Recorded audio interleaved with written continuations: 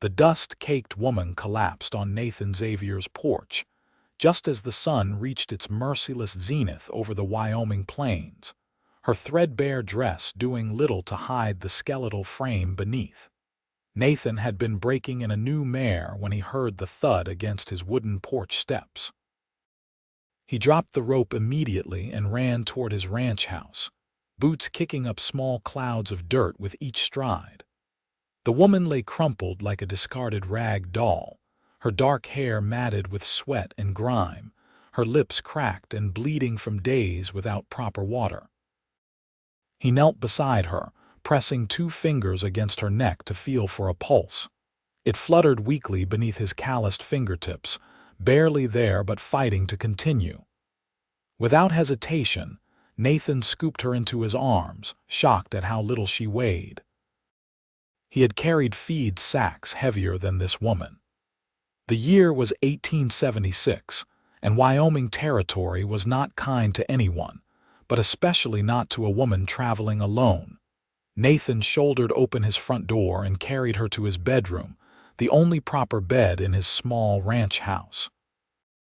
He laid her down gently on the quilted blanket his mother had made before she passed, then hurried to fetch water and whatever food he could quickly prepare.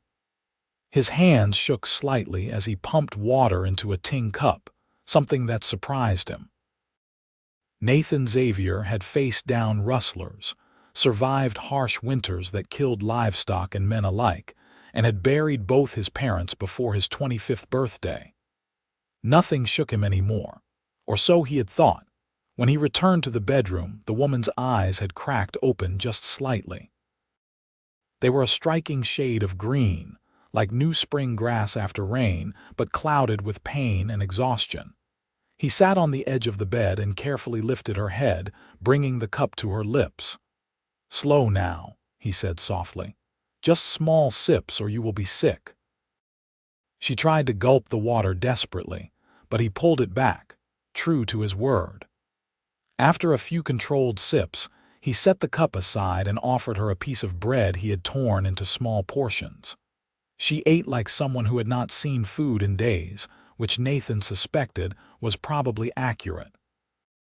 "What is your name?" he asked once she had managed a few bites. "Eleanor," she whispered, her voice raspy and raw. "Eleanor Pierce, Nathan Xavier. This is my ranch about 15 miles outside of Douglas, Wyoming territory." He watched her carefully, noting the way her eyes darted around the room, looking for danger or escape routes. "You are safe here, Miss Pierce. I promise you that." Tears welled up in Eleanor's green eyes and spilled down her hollow cheeks. Nathan felt something crack open in his chest at the sight. He had been alone on this ranch for 3 years since his father died, speaking mostly to horses and cattle, living a solitary existence that he had convinced himself was enough. But seeing this broken woman cry on his bed awakened something he thought had died along with his dreams of having a family. "Rest now," he said, standing up. "I will be right outside if you need anything. I will leave the door open." Eleanor nodded weakly, her eyes already drifting closed again.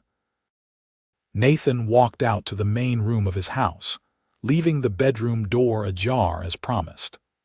He sank into his father's old chair and ran his hands through his dark hair, trying to make sense of what had just happened. A woman had literally fallen onto his porch, half dead from starvation and exposure.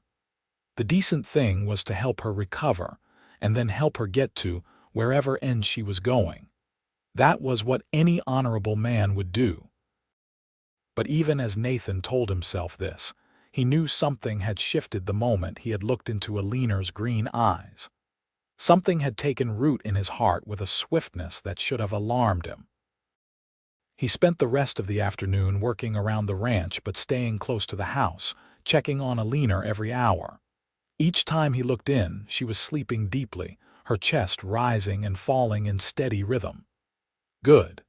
Sleep was what she needed most, along with food and water. As evening approached, Nathan prepared a simple stew with beef, potatoes, and carrots from his root cellar.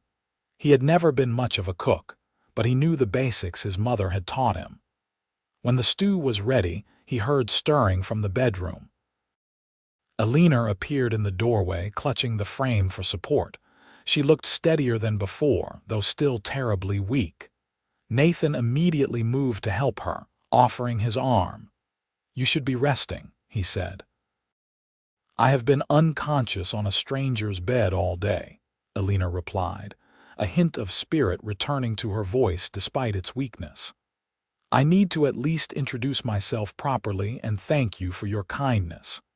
Nathan helped her to the table and pulled out a chair. "I am just glad I was nearby when you arrived. Another hour in that sun might have been too much." He ladled stew into 2 bowls and sat across from her. Eleanor ate slowly, methodically, clearly fighting the urge to devour everything in front of her. Nathan appreciated that she had some sense about recovery from starvation. He had seen men who had gorged themselves after long periods without food, only to suffer terrible sickness afterward. "Where were you headed?" Nathan asked after they had eaten in silence for a while. Eleanor's hands tightened around her spoon. "I am not entirely sure anymore. I was traveling to Fort Fetterman to meet someone, but I got separated from the wagon train I was traveling with. That was 4 days ago. My horse went lame and I had to leave him behind. I have been walking since, trying to find any kind of settlement. Fort Fetterman is a good 40 miles north of here," Nathan said, frowning. "You walked in the wrong direction." "I know that now," Eleanor said, and he heard the frustration in her voice. "I got turned around after the first night. I thought I was following the North Platte River, but clearly I was mistaken." Nathan studied her across the table. Eleanor Pierce was likely in her early 20s, around his own age. Even malnourished and exhausted, he could see that she was beautiful, with delicate features and intelligent eyes. Her hands, though dirty and scratched, had the look of someone who had done hard work. This was not some pampered city woman who had never known struggle. "Who were you going to meet at Fort Fetterman?" he asked. Eleanor's jaw tightened. "My intended. A soldier stationed there. We have been corresponding for 8 months. He sent money for my passage from Ohio." Something cold settled in Nathan's stomach, though he had no right to feel that way. Of course she was spoken for. A woman like Eleanor would not be traveling alone across dangerous territory without good reason, and a marriage prospect was as good a reason as any for women in these times. "I see," Nathan said carefully. "Well, you are in no condition to travel for at least a week, maybe more. You are welcome to stay here until you have recovered your strength. Then I will take you to Fort Fetterman myself." Eleanor looked at him with surprise. "I cannot impose on you like that, Mr. Xavier. You have already done so much. It is Nathan, please, and it is not an imposition. This territory is not safe for anyone alone, especially a woman. I would not be able to sleep at night knowing I sent you off before you were ready." He met her eyes steadily. "Besides, I have plenty of room and the company will be nice. It has been just me and the animals for quite some time." She nodded slowly. "Thank you, Nathan. I truly do not know what would have happened if I had not found your ranch." "Let us not think about that," Nathan said. "You are here now, and you are safe." Over the following days, Nathan watched as Eleanor slowly regained her strength. He set up a bedroom for himself in the small storage room off the kitchen, insisting she keep the larger bedroom. Eleanor protested at first, but Nathan would not hear arguments.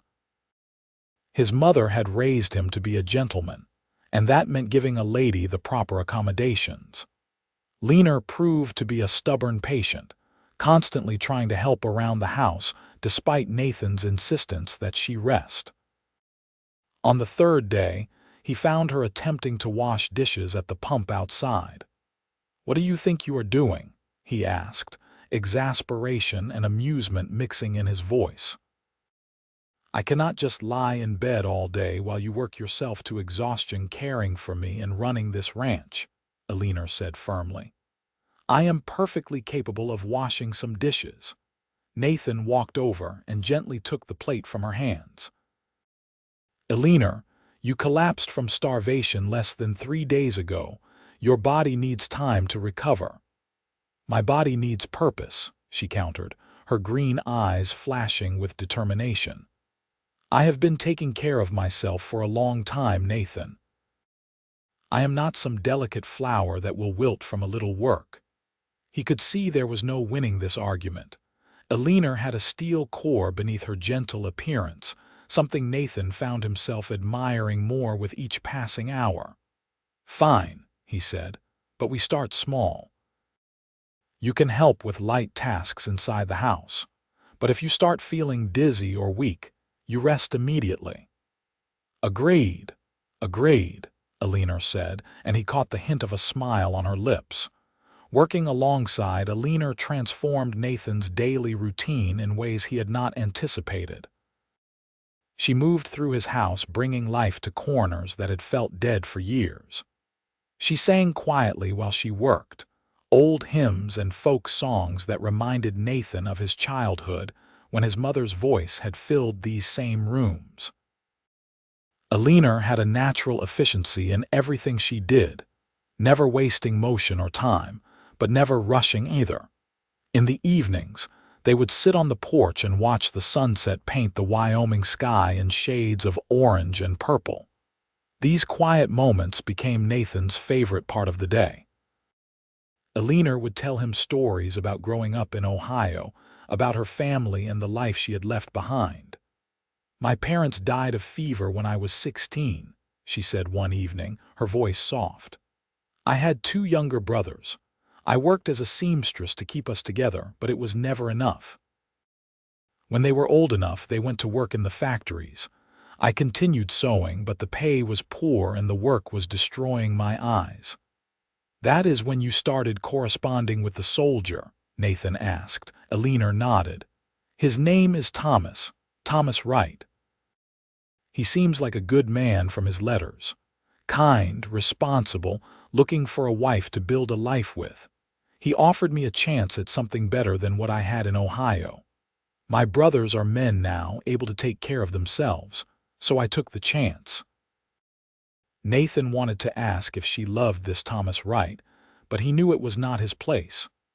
Love was a luxury many could not afford on the frontier. Practical arrangements were common, perhaps even wiser than romantic notions. Still, the thought of Eleanor marrying a man she had never met, based solely on letters, filled Nathan with an inexplicable sadness. You ever regret not marrying? Eleanor asked, turning the conversation away from herself. You have a good ranch here, a home. Most men would have found a wife by now. Nathan was quiet for a long moment, watching the last rays of sunlight disappear behind the mountains. There was someone once, he finally said. Her name was Mary. We grew up together, were promised to each other from the time we were children. But she died of pneumonia the winter before we were to marry. That was 6 years ago.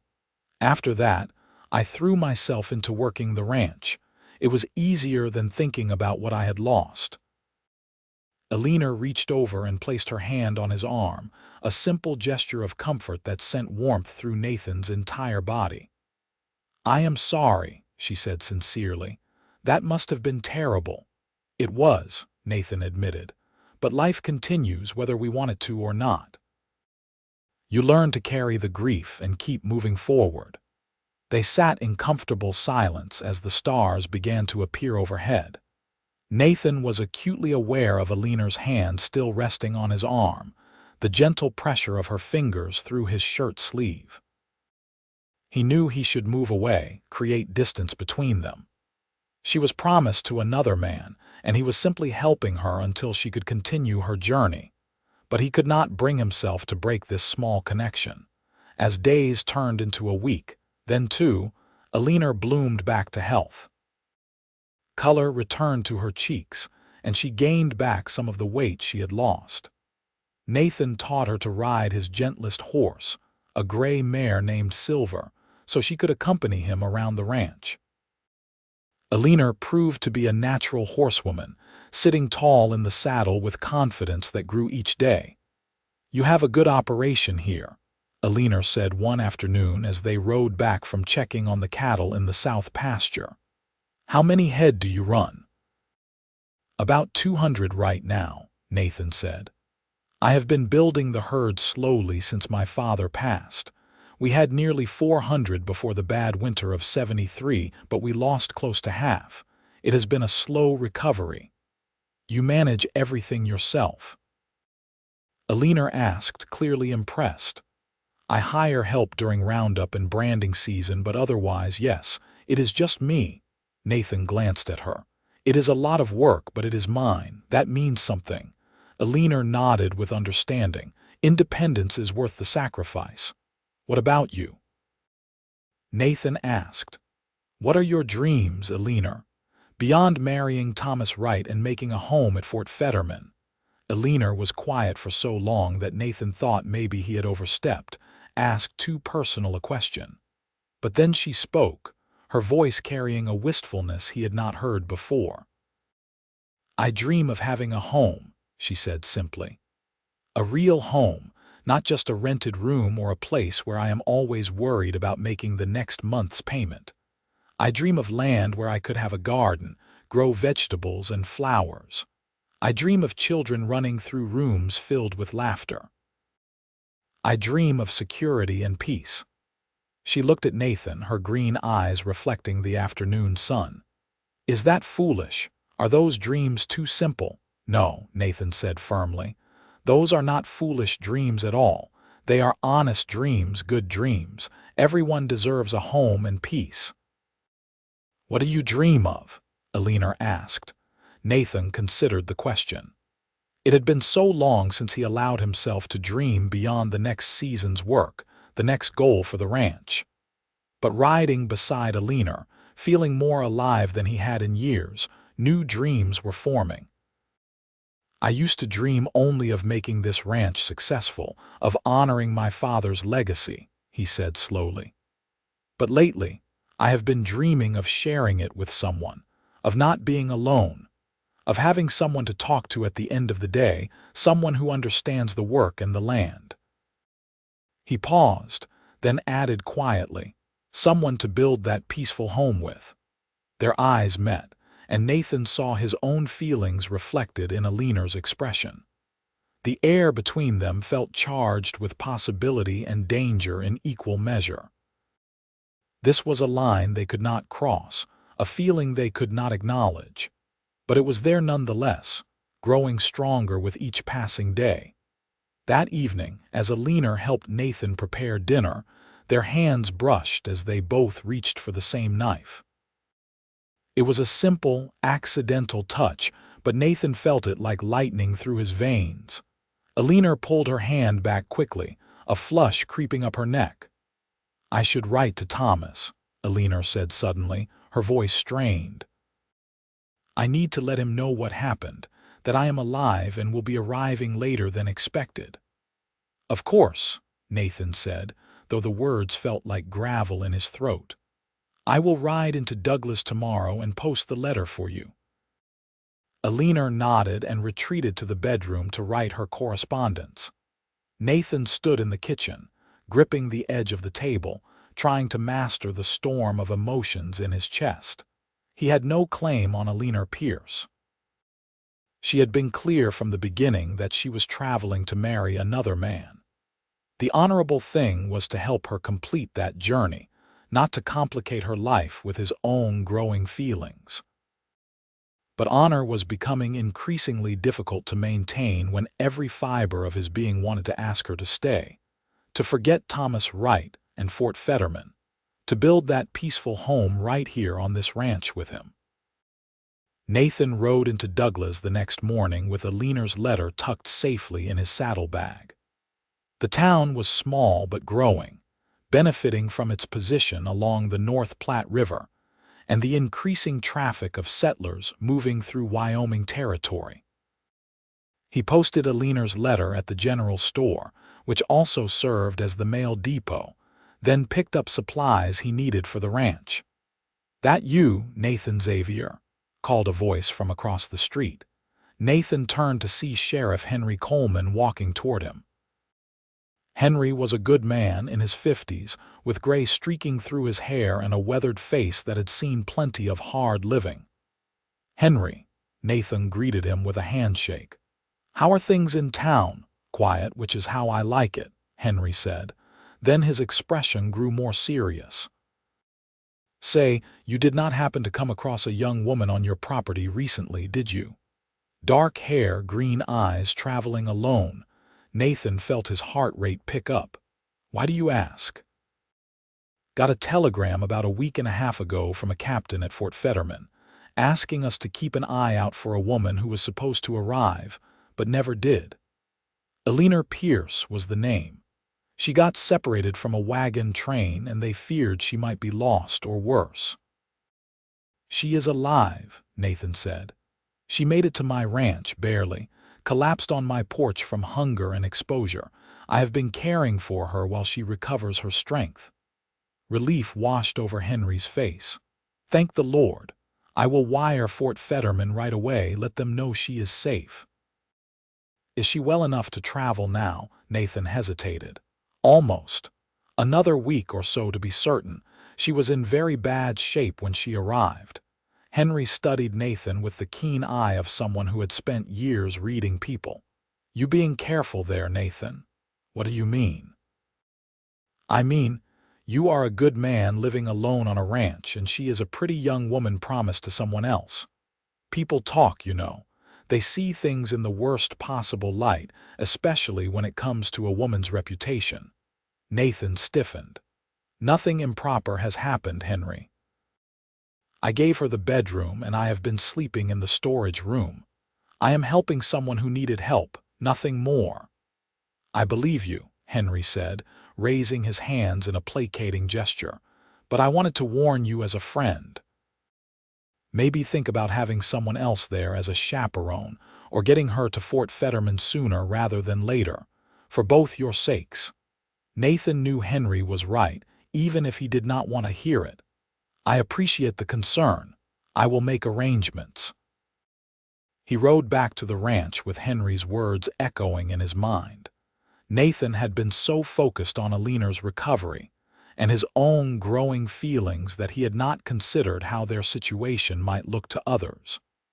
In 1876, Wyoming Territory, a woman's reputation was everything. If word spread that Eleanor had been staying alone with him for weeks, it could ruin her, regardless of the innocent truth. When Nathan arrived home, he found Eleanor in the kitchen, flour dusting her hands and face as she worked on making bread. She looked up with a smile that made his heart ache. "I thought I would surprise you with fresh bread," she said. "I found everything I needed in your stores." "That is wonderful," Nathan said, setting down the supplies he had brought from town. "Eleanor, we need to talk." Her smile faded at his serious tone. "What is it? What happened in town?" Nathan explained his conversation with Henry, watching as understanding and then resignation crossed Eleanor's face. "He is right," she said quietly. "I have been selfish, staying here when I should have pushed myself to be ready to travel sooner. I was not thinking about how this might affect you." "You were not selfish," Nathan said firmly. "You were recovering from nearly dying. But Henry has a point about appearances. I sent your letter to Thomas right today. Once he knows you are here, he will likely come or send someone to escort you to Fort Fetterman." Eleanor nodded, turning back to her bread dough. "Of course, that makes sense." Her voice was carefully neutral, but Nathan could hear the emotion beneath it. "Eleanor," he said softly, moving closer. "If things were different, but they are not different," she interrupted, not looking at him. "I made a commitment to Thomas. He paid for my journey, has been waiting for me. I cannot simply abandon that because—" She trailed off, her hands stilling on the dough. "Because what?" Nathan asked, his voice barely above a whisper. Eleanor turned to face him, tears shining in her green eyes. "Because I have come to care for you. Because these weeks here have been the happiest I can remember. Because every time I think about leaving, my heart breaks a little more." She wiped at her eyes with the back of her hand, leaving flour streaks on her face. "But none of that matters. I gave my word." Nathan reached out and gently brushed the flour from her cheek, his hand lingering longer than necessary. "Your word matters," he agreed. "Your honor matters, but Eleanor, you have never met Thomas Wright.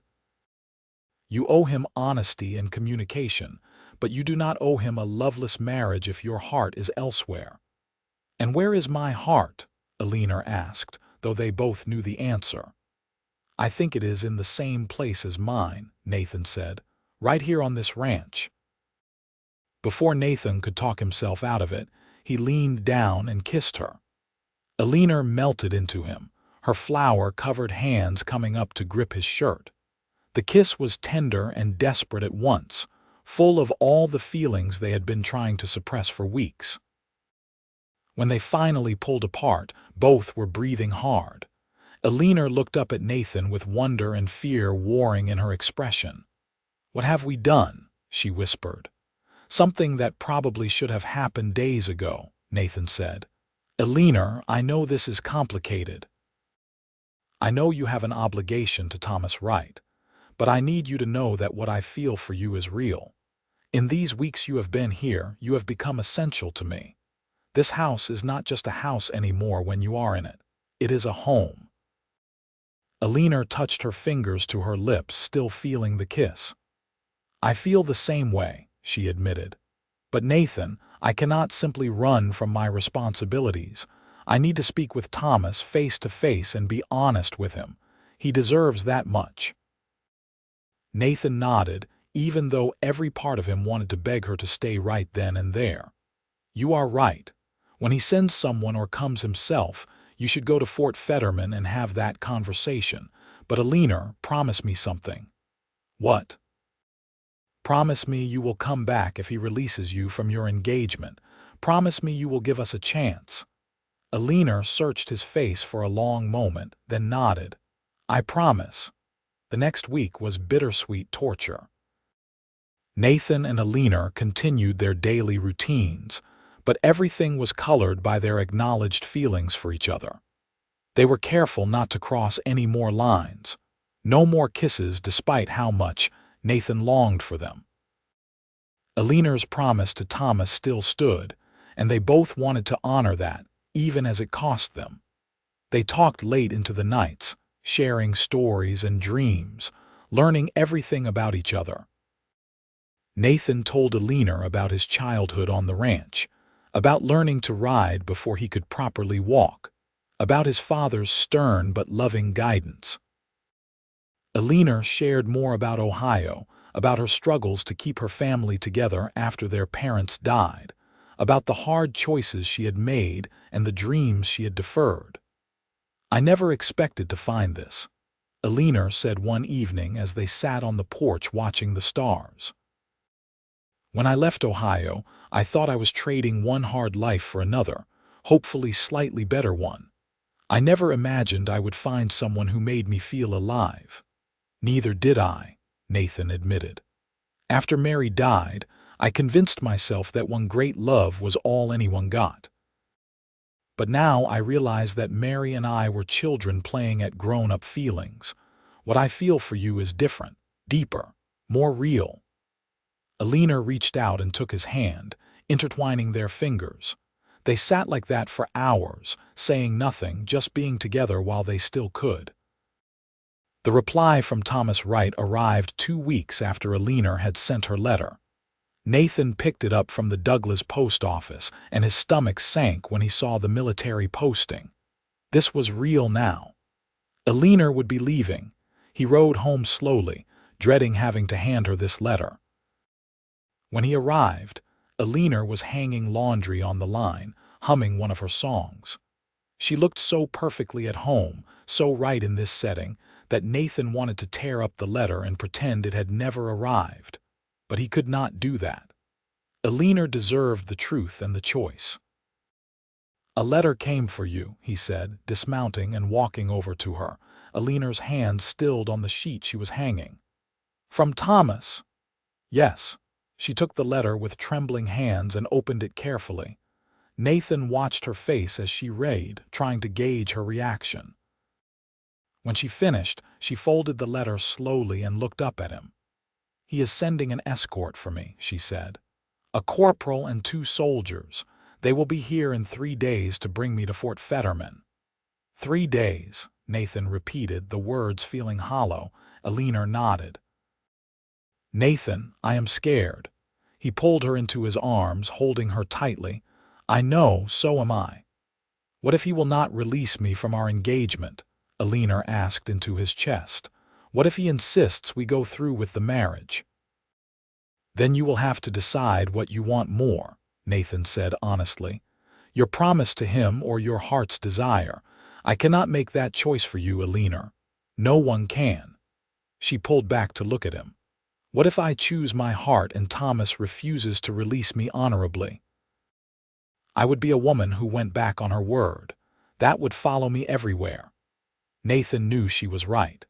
The frontier could be harsh in its judgments, especially of women who were seen as not keeping their commitments. But he also knew what living without Eleanor would mean for him. "Whatever happens, whatever you decide, I will be here," Nathan promised.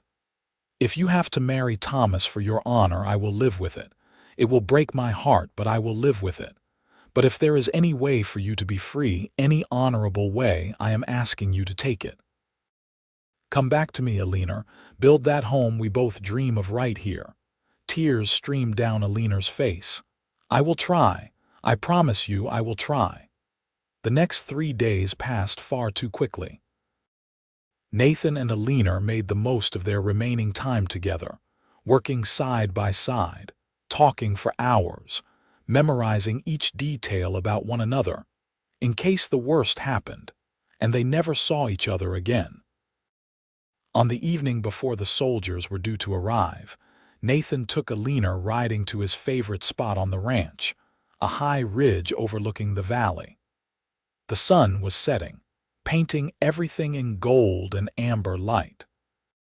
"This is the most beautiful place I have ever been," Eleanor said, taking in the view. "My father brought me here when I was a boy," Nathan said. "He told me that no matter how hard life got, I should come here and remember why we do what we do.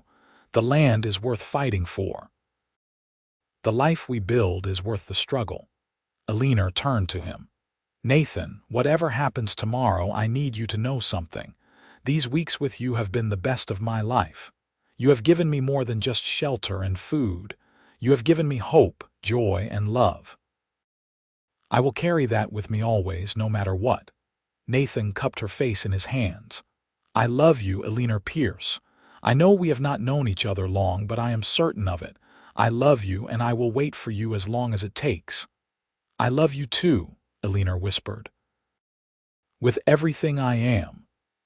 They kissed as the sun set behind them, holding each other as if they could stop time through force of will alone.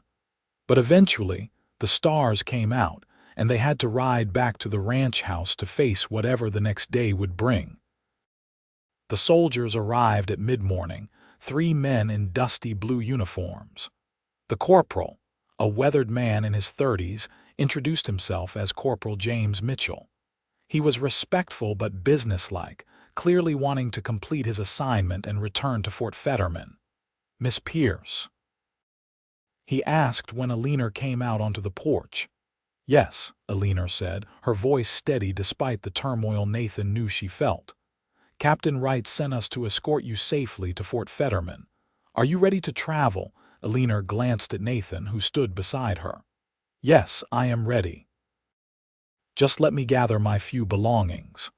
She went inside, and Corporal Mitchell turned to Nathan. "You the rancher who took her in?" "I am, Nathan Xavier." "You did a good thing, Mr. Xavier. Captain Wright was mighty worried about Miss Pierce. He will be glad to have her safe at the fort." Nathan just nodded, not trusting himself to speak. After a few minutes, Eleanor emerged with a small bundle of clothes Nathan had given her to replace her ruined dress.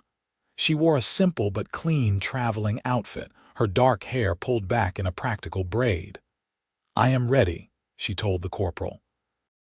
One of the soldiers helped her onto a spare horse they had brought. Eleanor settled into the saddle, then looked down at Nathan. In her eyes he saw love, fear, determination, and sadness all mixed together. "Thank you for everything," she said formally, playing the part expected of her. "You are welcome, Miss Pierce," Nathan replied, equally formal. "I hope you find what you are looking for at Fort Fetterman." Their eyes held for a long moment, communicating everything they could not say aloud. Then Corporal Mitchell clicked his tongue and the group began moving out. Nathan watched until they disappeared from view, Eleanor turning back to look at him until the very last moment. When they were gone, Nathan stood alone in his yard, feeling more desolate than he had since Mary's death. The ranch house loomed behind him, suddenly hollow again despite still holding traces of Eleanor in every corner. Her scent lingered in the bedroom, her touch visible in the organized kitchen, her presence felt in every space she had occupied. Nathan threw himself into work, trying to outrun his thoughts and feelings. He worked from before dawn until well after dark, exhausting himself with physical labor until he was too tired to do anything but collapse into his bed. But even then, sleep brought dreams of Eleanor and waking brought the ache of her absence. Days crawled by with no word. Nathan rode into Douglas twice, hoping for a letter, but there was nothing. He told himself that was probably good. If Eleanor had married Thomas Wright immediately upon arrival, there would be no reason for her to write. No news might mean she was still fighting for her freedom, still trying to find an honorable way out of her engagement. Or it might mean she had decided to honor her commitment and forget about the rancher who had fallen in love with her. 2 weeks after Eleanor left, Nathan was repairing a fence in his south pasture when he saw a rider approaching. His heart leaped, hoping against hope, but as the figure drew closer, he realized it was too large to be Eleanor. It was a man in a military uniform. Nathan set down his tools and waited as the soldier rode up. It was Corporal Mitchell, the same man who had taken Eleanor to Fort Fetterman. "Corporal," Nathan greeted him warily. "What brings you back to my ranch?" Mitchell dismounted, looking uncomfortable. "Mr. Xavier, I have a message from Miss Pierce. She asked me to deliver it to you personally." Nathan's hands shook as he took the sealed envelope. "Is she well?" "She is well enough physically," Mitchell said carefully. "But Mr. Xavier, I feel I should tell you something, though Miss Pierce did not ask me to. Captain Wright is not the man his letters suggested. He is harsh, demanding, and has a temper. Several of us at the fort were unhappy when we learned he was importing a bride. Miss Pierce deserves better." Nathan's jaw clenched. "Is she safe?" "For now. The captain is keeping everything proper until the wedding, which is scheduled for next week. But Mr. Xavier, if you have any feelings for that lady, I suggest you read her letter quickly." Mitchell tipped his hat and mounted his horse again. "I was never here and we never had this conversation." "Understood," Nathan said. "Thank you, Corporal." As soon as Mitchell was out of sight, Nathan tore open the letter with shaking hands. "My dearest Nathan," it read in Eleanor's careful handwriting. "I am writing to you in secret with the help of a kind corporal who sees more than his captain knows. I must tell you the truth of my situation, though it breaks my heart to do so. Thomas Wright is not the man I thought he was. His letters painted a picture of a kind, gentle man seeking a partner. The reality is far different. He is cruel, controlling, and views me as property he has purchased rather than a person he wishes to marry. When I tried to speak honestly with him about my feelings and my wish to be released from our engagement, he refused. He says he paid for my passage, and I owe him a wife. He reminded me that I have nowhere else to go, no money and no prospects. He is right about all of that, which is why I am trapped. The wedding is set for 6 days from when you receive this letter. Nathan, I do not know what to do. If I run, I have no means to support myself. If I marry him, I condemn myself to a life of misery. I gave my word, but is a word given based on false pretenses still binding? I know I have no right to ask anything of you. You already gave me so much, saved my life and offered me your heart. But Nathan, if there is any way you can help me, if there is any solution you can see that I cannot, please come to Fort Fetterman. I need you. With all my love, Eleanor. Nathan read the letter 3 times, fury and determination building with each reading. No woman deserved to be treated as property, especially not Eleanor. Thomas Wright might have paid for her passage, but that gave him no ownership over her life or her choices. Nathan went into his house and began gathering supplies. He packed money from his savings, clothes, and everything else he might need. Then he saddled his best horse, a strong black gelding named Midnight, and began the 40-mile ride to Fort Fetterman. He rode through the afternoon and into the evening, stopping only to rest Midnight and let him drink and graze. Nathan used the time to plan. He could not simply ride into a military fort and steal away a captain's intended bride. That would likely get him arrested or shot. He needed to be smart about this. By the time Nathan approached Fort Fetterman the next afternoon, he had the beginnings of a plan. The fort was a collection of buildings surrounded by a wooden palisade, sitting near the North Platte River. Nathan rode in openly, knowing that trying to sneak around would only draw suspicion. At the gate, a young private stopped him. "State your business." "I am here to see Miss Eleanor Pierce," Nathan said calmly. "I am an acquaintance from her journey. I heard she had arrived safely and wanted to pay my respects before her wedding." The private looked uncertain. "I will need to check with Captain Wright." "Of course," Nathan said. The private disappeared and Nathan waited, studying the layout of the fort. After what felt like an eternity, the private returned with another man. This man was tall, in his 30s, with a neat mustache and cold blue eyes. This had to be Thomas Wright. "You are Nathan Xavier?" Wright asked, his voice clipped and unfriendly. "I am." "The rancher who housed my intended while she recovered from her unfortunate ordeal." "The same." Wright looked him over with barely concealed hostility. "I suppose I owe you thanks for caring for Miss Pierce in her time of need. However, she is under my protection now and has no need for other acquaintances. I suggest you be on your way." Nathan kept his temper in check. "I would still like to see Miss Pierce, if only for a moment, to assure myself that she is well." "She is perfectly well," Wright snapped. "And she is busy preparing for our wedding. She has no time for visitors." "Surely 5 minutes would not be an imposition," Nathan pressed. "I did save her life after all. I think I have earned at least a brief farewell." Wright's eyes narrowed, but he was trapped by social convention. To refuse such a reasonable request would make him look churlish and suspicious. "5 minutes," he finally said, "and I will be present the entire time." "Of course," Nathan agreed, though that was not ideal.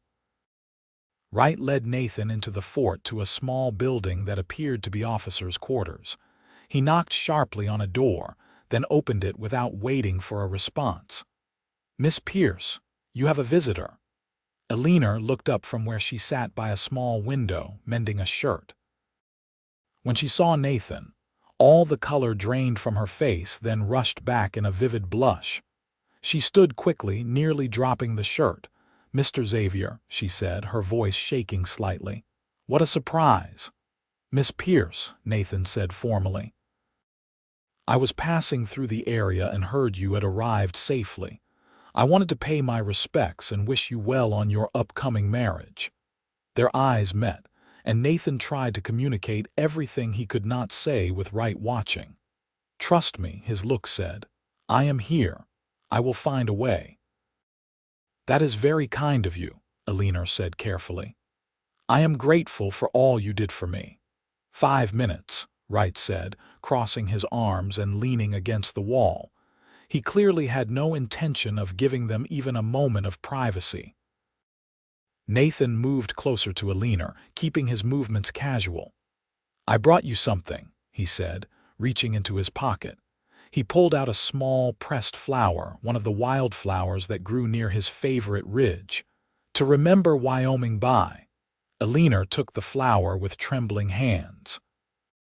As she did, Nathan pressed a small piece of paper into her palm along with the flower. Her fingers closed around both, hiding the note from Wright's view. "Thank you," she whispered. "I will treasure it." "Your time is up," Wright said coldly. "Miss Pierce has preparations to complete." Nathan nodded and stepped back. "Of course, Miss Pierce, I wish you every happiness." "Thank you, Mr. Xavier," Eleanor said, "for everything." Wright escorted Nathan out of the fort personally, making sure he left. Nathan rode away slowly, but once he was out of sight of the fort, he circled back and found a spot in a grove of cottonwood trees where he could watch the fort without being seen. The note he had passed to Eleanor was brief. "Midnight. East Gate. Be ready." Now he just had to wait and hope Eleanor understood and would be able to slip away. Nathan waited until full dark had fallen, then he carefully approached the fort's east gate. It was the least guarded, used primarily for officers coming and going, and Nathan was betting the sentries would be lax at this hour. He positioned Midnight in the shadows near the gate and settled in to wait. An hour passed, then 2.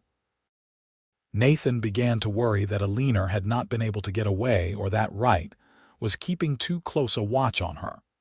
Then he saw a shadow detach from the darkness near the officers' quarters. The figure moved carefully, staying close to buildings, clearly trying to avoid detection. Nathan's heart pounded as the shadow drew closer and resolved into Eleanor, wearing a dark cloak over her dress. She reached the gate and looked around frantically. Nathan gave a low whistle, and her head snapped toward the sound. He saw the relief wash over her face as she spotted him. Eleanor hurried over and Nathan reached down to pull her up onto Midnight behind him. "Hold on tight," he whispered. Eleanor wrapped her arms around his waist, and Nathan urged Midnight into motion. They needed to get clear of the fort before anyone noticed Eleanor was missing. The horse moved quietly through the darkness, and they made it several hundred yards before Nathan heard shouts from behind them. "They noticed," Eleanor said, her voice tight with fear. "Then we ride hard," Nathan said. He gave Midnight his head, and the powerful horse surged forward into a gallop. Behind them, Nathan could hear more shouting and the sounds of horses being saddled. Wright would come after them, possibly with several soldiers. Nathan knew this area better than they did, but they had numbers and authority on their side. He rode Midnight hard, angling away from the main trail and into rougher country where his knowledge of the land would give them an advantage. The night was dark, with only a quarter moon to see by, but Nathan had ridden this territory enough to navigate by instinct and feel. After an hour of hard riding, Nathan slowed Midnight to a walk, letting the horse catch his breath. He listened intently, but heard no sounds of pursuit. Either they had lost their pursuers in the dark, or Wright was being more cautious about following. "Are you all right?" Nathan asked over his shoulder. "Yes," Eleanor said. She was still holding him tightly, her face pressed against his back. "Nathan, what have we done? This is kidnapping. They could arrest you, maybe even hang you." "You came willingly," Nathan said. "That is not kidnapping. Thomas will say you coerced me. He will say whatever he needs to save his pride and get me back." Nathan knew she was right. This situation was complicated and dangerous. But he could not regret rescuing Eleanor from a marriage to a man who would treat her as property. "We will figure it out," Nathan said. "But first, we need to put more distance between us and Fort Fetterman." They rode through the night, stopping only briefly to rest midnight. By dawn, they were miles away, deep in country where Nathan knew every rock and valley. He found a sheltered spot near a stream where they could rest properly and let midnight recover from the hard ride. Eleanor dismounted stiffly, her legs cramping from the long hours in the saddle. Nathan helped her sit down, then tended to midnight, making sure the horse had water and could graze. "Nathan," Eleanor said as he worked, "I cannot let you sacrifice everything for me. This is my problem. You should not have to face consequences for my choices." Nathan finished with midnight and came to sit beside Eleanor. "Your choices. Eleanor, Thomas Wright deceived you. He presented himself as one kind of man in letters and turned out to be completely different in person. You have every right to refuse to marry him."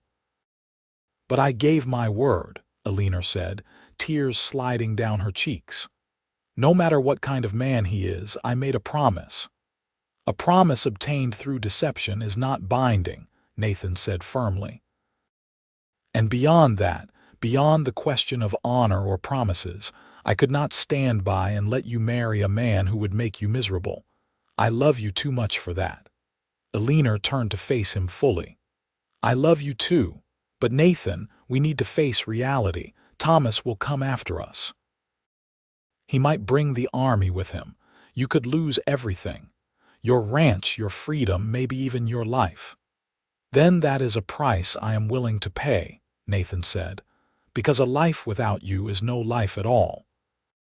They held each other as the sun rose over the Wyoming plains, drawing strength from one another for whatever was to come. After a while, Nathan stirred and began thinking practically about their situation. "We have a few advantages," he said. "First, Thomas Wright cannot just use the entire army to chase down a personal matter. If he comes after us, it will have to be on his own time with men who choose to help him. Second, we have not actually broken any laws. You left of your own free will. Third, I know this territory far better than anyone at Fort Fetterman." "What are you suggesting?" Eleanor asked. "We go back to my ranch," Nathan said. "It is defensible if needed, and it is my property. Wright has no authority there. Once we are there, I will ride to Douglas and speak with Sheriff Coleman. He is a fair man and a friend. I will explain the situation and ask for his help in resolving this legally." "And if Thomas contests it?" Eleanor asked. "If he insists I am bound to marry him." "Then we will need to prove that he obtained your agreement through false pretenses, and that you have valid reasons to break the engagement," Nathan said. "Do you still have his letters? The ones where he presented himself as kind and gentle?" Eleanor shook her head. "They were in my bag when I got separated from the wagon train. I lost everything." Nathan frowned, thinking, "That makes it harder but not impossible. Corporal Mitchell knows the truth about Wright's character. He might be willing to testify to that." "He could lose his position in the army for going against his commanding officer," Eleanor pointed out. "Maybe. But he struck me as a man of conscience. It is worth asking." They rested for a few hours, then continued their journey to Nathan's ranch. They traveled carefully, always watching for signs of pursuit, but saw no one. It seemed Wright either had not been able to organize a search party quickly, or was being more strategic about how he approached the situation. It was evening of the second day when Nathan's ranch house came into view. Eleanor made a small sound of relief at seeing it, and Nathan realized she felt the same way he did. This place was home, in a way nowhere else was. They settled midnight in the barn, and Nathan led Eleanor inside the house. Nothing had changed in the week since she had left, but somehow it felt different now, charged with new possibility and danger both. You should rest, Nathan said. I am going to secure the property, make sure we are prepared in case Wright shows up. Nathan, please be careful, Eleanor said. He pulled her close and kissed her forehead. Always. Over the next few days, Nathan prepared for various possibilities. He cleaned his rifle and made sure he had ammunition, not because he wanted violence, but because he would defend Eleanor and his property if necessary. He rode to the neighboring ranches and gave them a heads-up about the situation, asking them to spread word if they saw anyone from Fort Fetterman coming his direction. On the third day, Nathan rode into Douglas to speak with Sheriff Coleman. He found Henry at his office, reviewing wanted posters. Nathan, Henry said, looking up with a knowing expression, I had a feeling I would be seeing you. Captain Wright was here yesterday asking about you and Miss Pierce. What did you tell him? Nathan asked. The truth. That you are an upstanding citizen, and if Miss Pierce is with you, it is of her own free will. Henry leaned back in his chair. Now, why don't you tell me the whole story? Nathan laid it all out, holding nothing back. He told Henry about Eleanor collapsing on his porch, their growing feelings for each other, her sense of obligation to Wright, and the reality she had found at Fort Fetterman. He described Wright's treatment of Eleanor and her desperate request for help. Henry listened without interrupting, his expression thoughtful. When Nathan finished, the sheriff was quiet for a long moment. You have put yourself in a difficult position, Henry finally said. Legally, Eleanor Pierce is free to break off her engagement. An engagement is a promise, not a legal contract. Wright cannot force her to marry him. But, Nathan said, hearing the hesitation in Henry's voice, but Wright is telling a different story. He is claiming you seduced Miss Pierce while she was vulnerable, that you used her gratitude to turn her against him. He is painting himself as the victim and you as the villain. Nathan felt anger surge through him. That is a lie, and Eleanor will testify to it. The word of a woman against a military officer, Henry said. Who do you think most people will believe? Fair or not, Nathan, that is the reality. So what do I do? Nathan asked. You need more than just Miss Pierce's word against his, Henry said.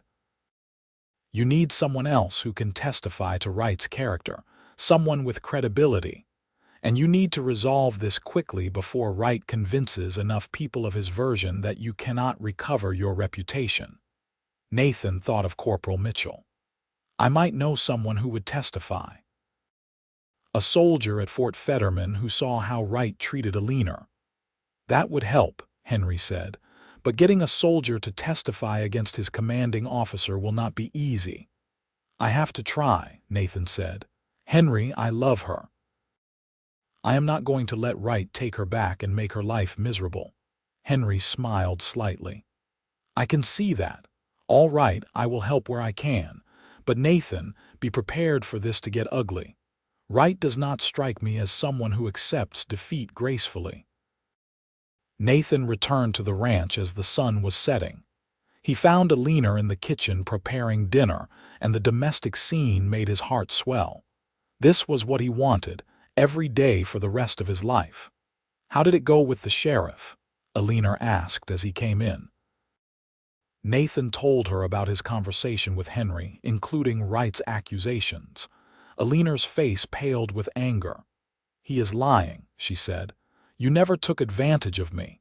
Everything I felt, everything I feel is my own choice. I know that and you know that, Nathan said. But we need to prove it to everyone else. I am going to try to get Corporal Mitchell to testify about Wright's true character. Nathan, that is too much to ask of him, Eleanor protested. He could lose everything. Then I will make it worth his while, Nathan said. I can offer him a job here on the ranch if the army dismisses him. It is not much, but it is something. Before Eleanor could respond, they heard the sound of horses approaching. Nathan immediately went to the window and looked out, his hand moving to the rifle he had propped nearby. What he saw made him relax slightly. "It is several riders, but they are not soldiers," he said. "Looks like some of my neighbors." Nathan went outside to meet them, Eleanor following close behind. Sure enough, 5 men from neighboring ranches were riding into his yard, all of them armed. "Nathan," called John Patterson, who owned the ranch to the north. "We heard there might be trouble headed your way. Thought we would come by and make sure you had some backup." Nathan felt gratitude wash over him. "I appreciate that, John, all of you." The men dismounted, and Nathan invited them inside. Eleanor made coffee, and they all gathered around Nathan's table. He explained the situation in detail, wanting them to understand exactly what was happening and why. "So let me get this straight," said Robert Harris, another neighbor. "This captain paid for Miss Pierce to come out here and marry him, but he lied about who he was. Then he wants to force her to marry him anyway, even though she does not want to." "That is about the size of it," Nathan confirmed. "Well, that does not sit right with me," Robert said. The other men nodded in agreement. "You have our support, Nathan. If Wright comes here trying to take Miss Pierce by force, he will have to go through all of us."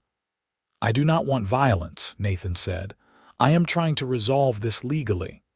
"Sometimes legal is not fast enough," John said.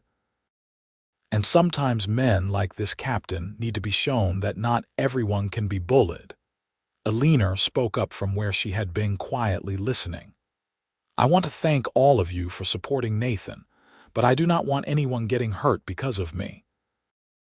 "If Captain Wright has the law on his side, he does not," Nathan said firmly. "You have every right to refuse to marry him." Henry confirmed that. "Then we make sure he understands that," John said, "and we make sure he knows you have friends who will back you up." The men stayed for a few hours, and their presence reinforced Nathan's resolve. He was not alone in this, and neither was Eleanor. The frontier might be harsh, but it also bred a kind of loyalty and community that ran deep. After the neighbors left, Nathan and Eleanor sat together on the porch, listening to the night sounds of the ranch. "I never expected such support," Eleanor said quietly. "These men do not even know me, yet they are willing to stand with us." "They know me," Nathan said. "And they know Wright is in the wrong. People out here have a strong sense of justice, even if it does not always align with written law." Eleanor took his hand. "Nathan, whatever happens, I want you to know that I do not regret anything. Even if Wright finds some way to force me to return, even if I lose everything, these weeks with you have been worth it." "You are not going back to him," Nathan said with steel in his voice. "I promise you that." 2 days later, Nathan saw a lone rider approaching the ranch. He tensed, ready for trouble, but as the rider got closer, he recognized Corporal Mitchell. Nathan went out to meet him, Eleanor staying on the porch but watching carefully. "Corporal," Nathan greeted him. "This is a surprise." Mitchell dismounted, looking tired and troubled. "Mr. Xavier, Miss Pierce, I need to speak with you both." They invited him inside, and Eleanor poured him coffee while Nathan waited to hear what had brought the corporal all this way. "I want to start by saying that I could be court-martialed for what I am about to do," Mitchell began. "But my conscience will not let me stay silent. Captain Wright is telling everyone at Fort Fetterman that he was deceived and betrayed, that Miss Pierce led him on and then ran off with her lover. He is painting himself as the wronged party." "We know," Nathan said. "He told the sheriff in Douglas the same story." "There is more," Mitchell continued. "Wright has convinced several young soldiers to ride out here with him. They are planning to come tomorrow to demand that Miss Pierce return with them. He has been working them up, convincing them that you are a criminal who kidnapped his intended bride." Eleanor's hand went to her throat. "How many men?" "8, including Wright," Mitchell said, "and they are coming armed and angry." Nathan felt cold settle in his stomach. This could turn violent very quickly if he was not careful. "Why are you telling us this?" Mitchell looked at both of them. "Because I have been in the Army for 15 years, and I have served under many officers. Captain Thomas Wright is one of the worst men I have ever known. He is cruel, he is manipulative, and he has no business being married to anyone, least of all a good woman like Miss Pierce." He turned to Eleanor. "I saw how he treated you in the 2 weeks you were at the fort. I saw the fear in your eyes and the way he spoke to you as if you were already his property. That was not right, and I will not stand by and watch him drag you back to that. Corporal, if you testify against Wright, you will lose your position," Eleanor said. "Maybe worse." "I know," Mitchell said calmly, "but I am getting close to my discharge anyway.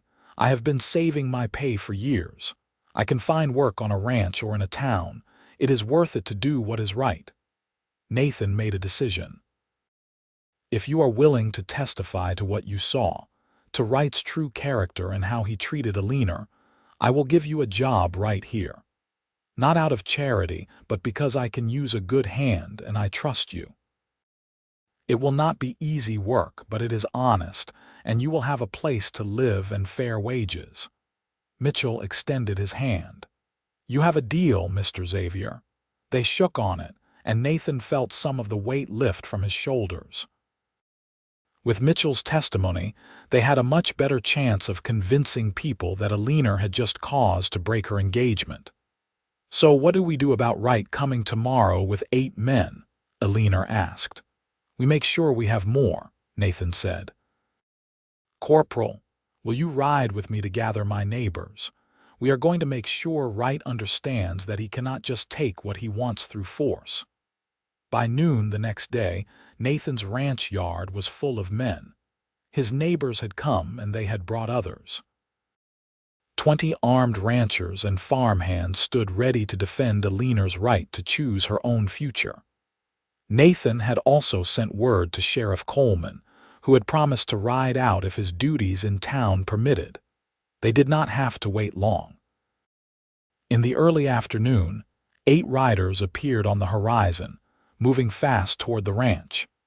As they drew closer, Nathan could see Thomas Wright at the front, his face set in angry determination. The riders pulled up short when they saw the group waiting for them. Wright's expression shifted from confidence to confusion to anger in quick succession. "What is the meaning of this?" Wright demanded, his eyes fixing on Nathan. "The meaning is simple, Captain," Nathan said calmly. "Miss Eleanor Pierce is here of her own free will, and she is not going anywhere with you. You have no right to keep her from me," Wright said. "We are engaged to be married. I paid for her passage. She owes me." "She owes you nothing," Nathan said. "An engagement is a promise, not a debt. And promises made based on false pretenses are not binding." "False pretenses," Wright sputtered. "I offered her an honorable marriage." "You lied about who you were," Eleanor said, stepping forward. Nathan wanted to pull her back, keep her protected, but he knew she needed to speak for herself. "Your letters portrayed a kind, gentle man. The reality was far different. You treated me as property you had purchased, not as a person with thoughts and feelings. I will not marry you, Captain Wright. Not now, not ever." "You will do as you promised," Wright said, his voice dropping to something cold and threatening. "Or I will see Nathan Xavier arrested for kidnapping and seduction." "That will be difficult, Captain," said a new voice. Sheriff Coleman rode into the yard, his badge glinting in the sunlight. "Since Miss Pierce came forward of her own will and there was no seduction, I have multiple witnesses to that effect." "Witnesses can be bought," Wright said. "Not these witnesses," Coleman said, "including Corporal James Mitchell, one of your own men." Wright's head snapped around and he saw Mitchell standing with Nathan's group. "Mitchell, you are disobeying a direct order from your commanding officer. You will be court-martialed." "I never received any order, sir," Mitchell said calmly. "I am on leave, and I am simply here as a private citizen offering testimony to the truth." Wright looked around at the assembled men. clearly reassessing his position. He was outnumbered and outmaneuvered, but Nathan could see the fury in his eyes. Men like Wright did not accept defeat easily. "This is not over," Wright said. "I will file complaints with the territorial governor. I will see you all pay for this." "File whatever you want," Nathan said, "but Eleanor stays here. That is not negotiable." Wright stared at Nathan for a long moment, and Nathan stared back, refusing to be intimidated. Finally, Wright yanked his horse's reins around. "Let us go," he said to the soldiers with him. "We are not wanted here." As Wright and his men rode away, Nathan felt Eleanor sag against him in relief. The assembled ranchers let out a cheer, celebrating the small victory. But Nathan knew Wright was right about one thing: this probably was not over. Men with wounded pride could be dangerous, especially men with authority and connections. Sheriff Coleman dismounted and came over to Nathan and Eleanor. "I will file a report documenting everything that happened here today. That should help if Wright tries to cause legal trouble, but I would be careful for a while. He seemed like the type who holds grudges." "We will be careful," Nathan promised. "Thank you for coming, Henry." After the sheriff and the neighbors had dispersed, with thanks all around and promises of future support if needed, Nathan and Eleanor were finally alone with Corporal Mitchell. "I meant what I said about the job," Nathan told Mitchell. "I could use someone I trust working the ranch with me." "I appreciate that," Mitchell said. "When is my discharge final? I will take you up on it. In the meantime, I should get back to Fort Fetterman and face whatever consequences are waiting." "Are you sure?" Eleanor asked with concern. Mitchell smiled. "I am sure. Besides, I suspect Captain Wright is going to have enough troubles of his own when I report what happened here. Bringing armed soldiers on a personal vendetta is not something the Army looks kindly on." After Mitchell left, Nathan and Eleanor walked back into the house together. The adrenaline was fading, leaving them both exhausted but relieved. "Is it really over?" Eleanor asked. "The immediate danger is," Nathan said. "But Eleanor, we need to make this official, make it clear to everyone that you are where you want to be." "What do you mean?" Nathan took her hands in his. "I mean, Eleanor Pierce, will you marry me? Not because of obligation or social pressure or because you need protection, but because you love me and I love you and we want to build a life together." Tears spilled down Eleanor's cheeks, but this time they were tears of joy. "Yes," she said. "Yes, Nathan, I will marry you." Nathan pulled her into his arms and kissed her deeply, pouring all his love and relief and hope into that moment. When they finally pulled apart, both were smiling. "How soon can we arrange a wedding?" Eleanor asked. "As soon as possible," Nathan said. "The sooner you are officially my wife, the less standing Wright has to cause trouble." They rode into Douglas the next day and spoke with the minister at the small church. Reverend Thomas Porter was an elderly man who had been serving the community for 20 years.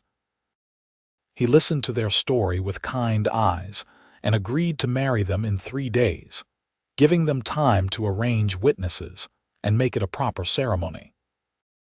Nathan sent word to his neighbors, and Eleanor wished desperately that her brothers from Ohio could be there, but there was no time to get word to them and have them travel across the country. Still, when their wedding day arrived, the small church was full of people who had come to support them.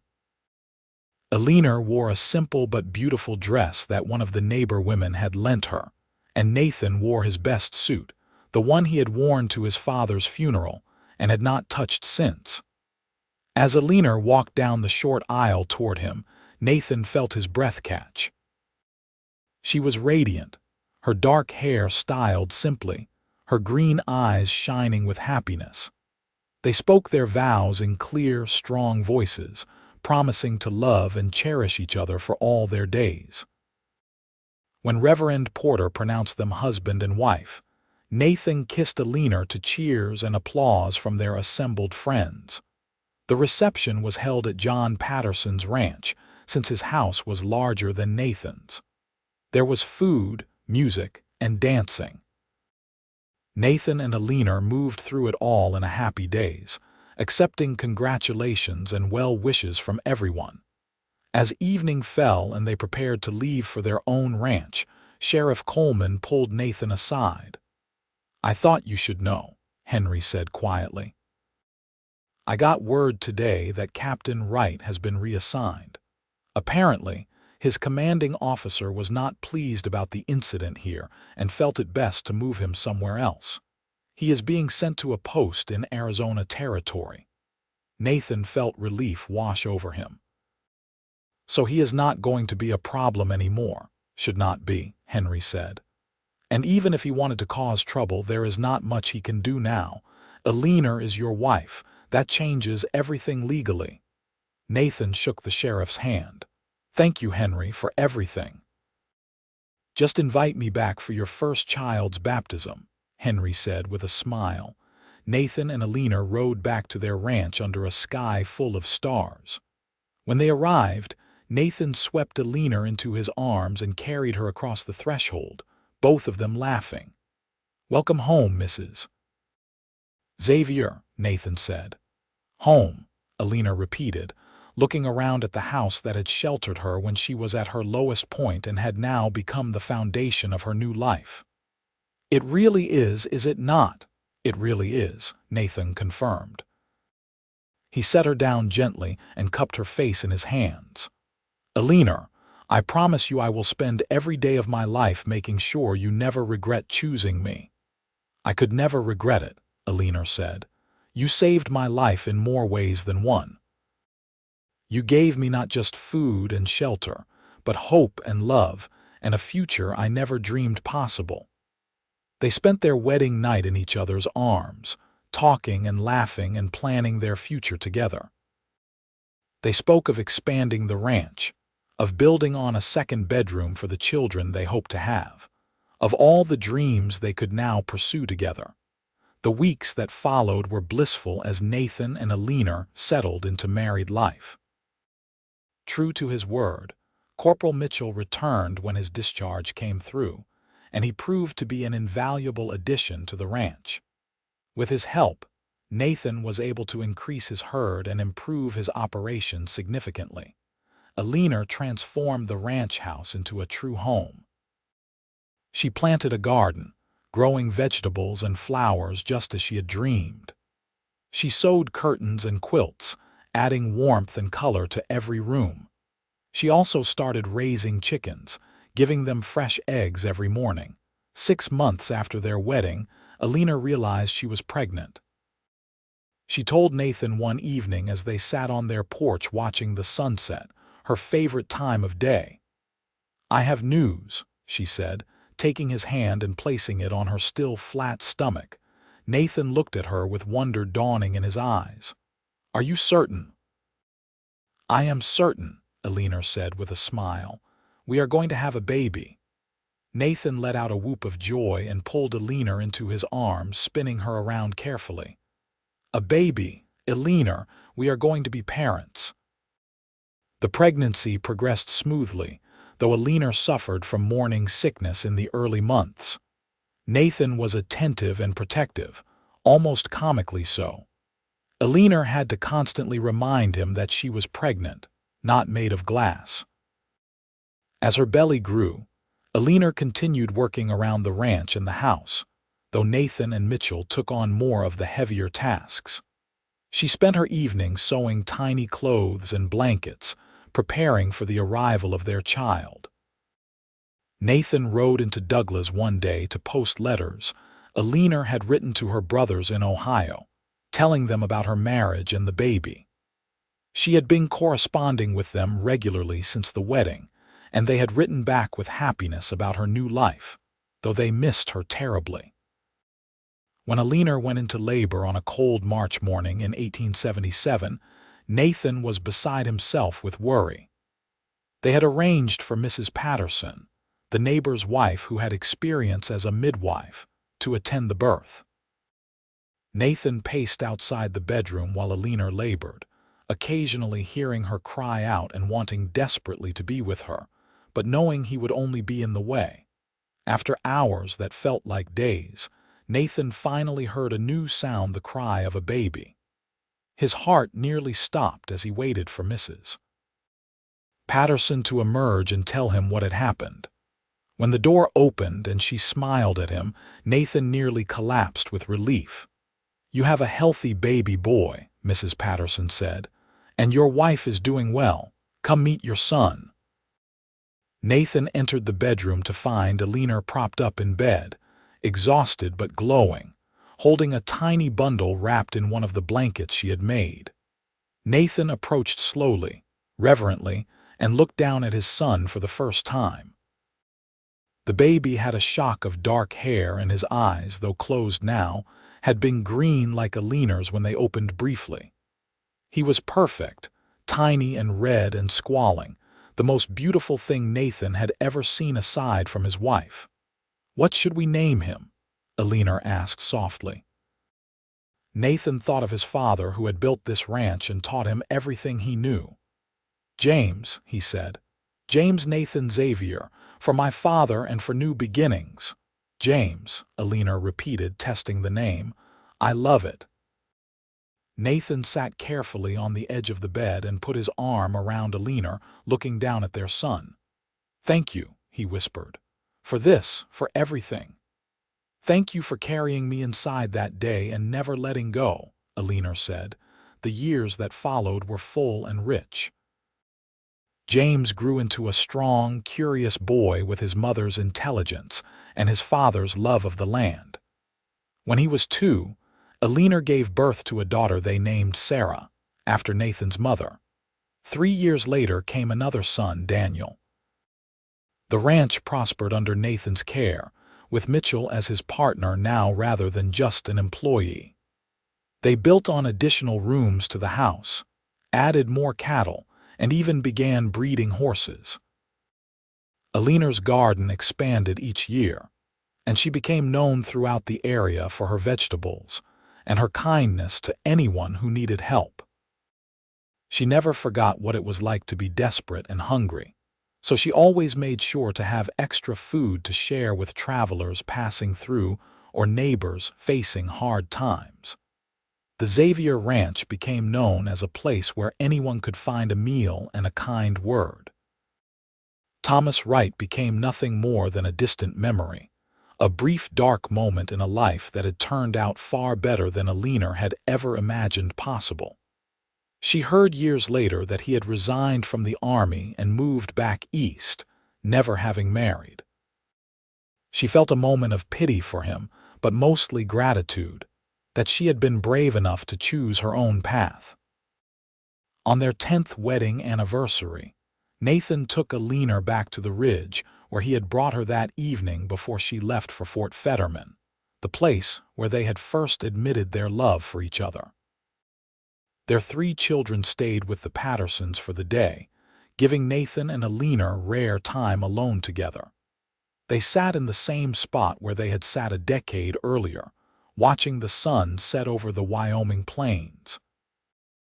So much had changed, yet the land remained constant, beautiful and harsh and full of possibility.